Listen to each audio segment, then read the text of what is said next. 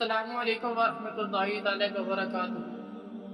قلب میں شوق طیبہ نہیں ہے اگر مکے میں آنے جانے سے کیا فائدہ؟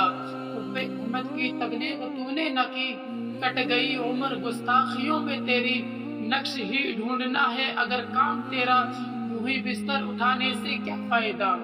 حضرات، اعلیٰ حضرت عظیم البرکت مجدد دین و ملت الشاہ امام احمد رضا خان فاضل بریلوی اپنی پوری زندگی ناموس رسالت پر پہرا دیتے رہے، قرآن پاک پر پہرا دیتے رہے۔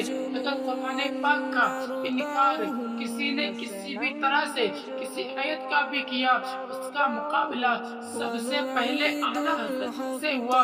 ایک مرتبہ اعلیٰ حضرت کے زمانے میں کسی سائنسدان نے، کسی ویگیانک نے یہ کتاب تحریر فرما کر اس میں فلسفہ لکھا کہ جو زمین ہے وہ سورج کے چکر لگاتی ہے۔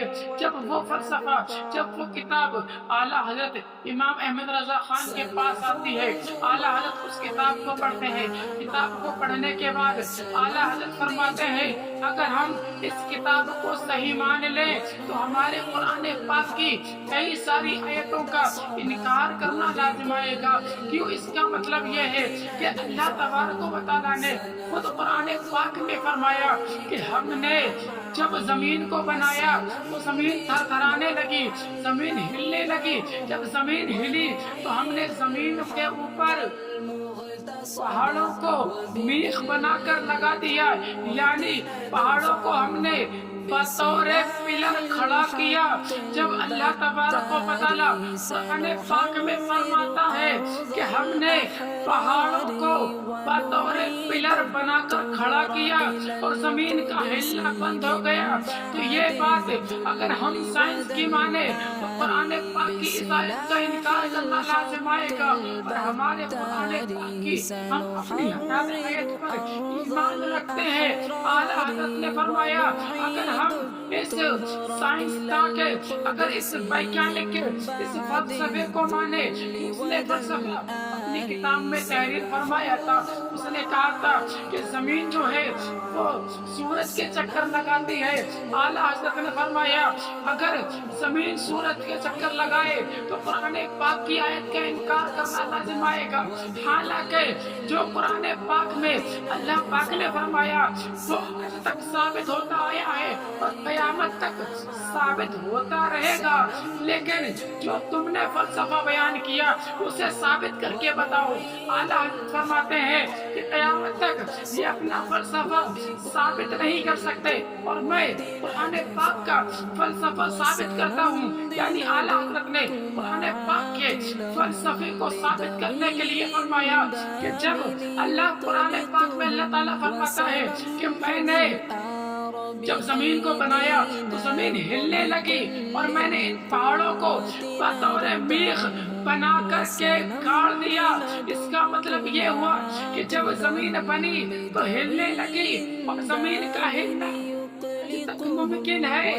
تبھی تو ہمارے سننے میں آتا ہے، کبھی کہیں سے خبر آتی ہے کہ فلاں جگہ پر بھوکمپ آیا، فلاں جگہ پر ہلا چلا آیا، فلاں جگہ پر کہ زمین ہلی، اور وہ ہلنا قرآن پاک سے ثابت ہے اور وہ ہلنا آج تک ثابت ہوتا آیا ہے۔ لیکن اگر ہم یہ بات مانے کہ قرآن پاک میں جو اللہ نے فرمایا کہ زمین ہلتی رہتی ہے، اور آج ہم دیکھیں وہ واقعی قرآن پاک کی آیت جو ہمیں بتاتی ہے زمین ہلنے لگی بھی ثابت ہے، تو پتہ چلا زمین چکر نہیں لگاتی۔ اور اگر اس فلسفے کے مطابق زمین سورج کا چکر لگاتی ہے تو ایک بات خود غور کریں کہ اگر زمین چکر لگاتی ہے تو زمین کا بار بار ہلنا کیسا؟ اگر چکر لگانے کے بعد زمین کا ہلنا ممکن ہے تو پھر ہر روز، ہر مہینہ، ہر دن، ہر سال کیوں نہیں ہلتی؟ کبھی کبھی کیوں ہلتی ہے؟ اور پھر اعلیٰ حضرت نے اس فلسفے پر اعتراض کرتے ہوئے فرمایا اگر اس کا ہلنا ناممکن ہے، اگر ہلنا ممکن نہیں تو یہ ہلتی کیسے ہے؟ اور اعلیٰ حضرت نے فرمایا اب قرآن پاک کو پڑھو۔ جب اللہ نے قرآن پاک میں فرمایا زمین ہلنے لگی تو ہلنے لگی، پھر اعلیٰ حضرت نے ایک کتاب الفوز المبین در رد حرکت زمین لکھ کر سائنسدانوں کے سامنے رکھا اور پھر فرمایا ان کے رضا ہے خنجر خونخوار فرق بار آدھا سے کہہ دو خیر منائی نشر کریں آدھا سے کہہ دو خیر منائی نشر کریں